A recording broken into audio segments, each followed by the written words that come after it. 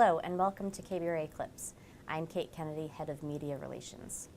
As KBRA continues to expand, we recently hired an experienced sovereign analyst, Joan Feldbaum-Vidra, who is a managing director and head of our sovereign group. Today, Joan has joined me to speak on the current administration's trade policy.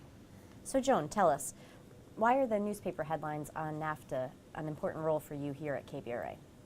These headlines on NAFTA are very important.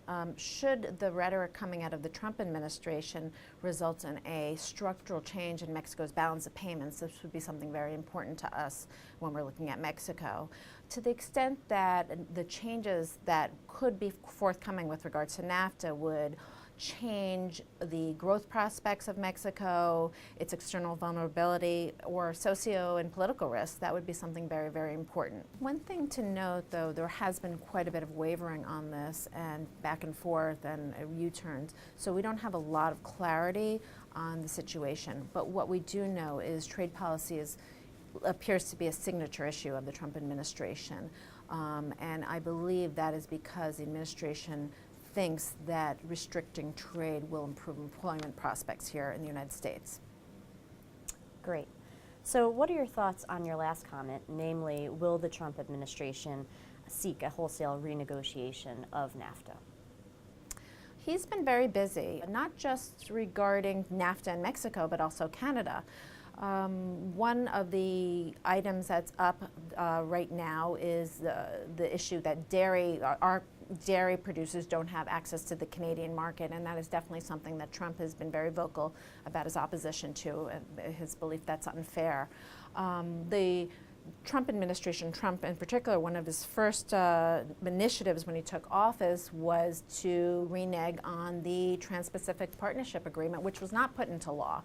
That was very profound. That took years to negotiate. Many critics of Trump's move would point to the fact that that move removes the United States from the table in Asia, which is the fastest growing part of the global economy. And also some critics would also say it benefits China because China wasn't part of the TPP. On China, there's been other initiatives regarding trade. One interesting innovation is that the Trump administration has decided it is no longer labeling China as a currency manipulator, which is fitting given that the Chinese government is no longer seeking to weaken the currency. One thing that's very important on that front is that it seems that Trump administration has a greater sensitivity that you can't really divorce commercial policy from foreign affairs. And lastly, what does this mean for Mexico? Well, it's very important to Mexico how this all pans out, although again, our baseline scenario is there won't be very radical shifts and radical changes in NAFTA. One very important upcoming development, for example, is the elections in Mexico due next year. To the extent that the rhetoric, the inflammatory rhetoric out of the Trump administration, not only on trade policy, also on the wall, leads to even greater ascendancy of the populist left-wing candidate, that could change Mexico's credit story, especially given the very tight fiscal policy the current administration is running. So that change would be something that we would watch for. It is important to note that Mexico has definitely benefited from NAFTA. If you just look at the foreign direct investment flows, they've averaged since NAFTA almost 3% a year. The country's per capita income has grown very, very substantially, and even greater differential from pre-NAFTA times if you look at purchasing power parity terms, which exclude price differentials or price distortions.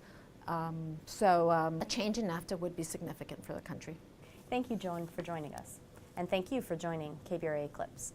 Please visit our website, www.kbra.com, to view more of Joan's macro market research. Thank you.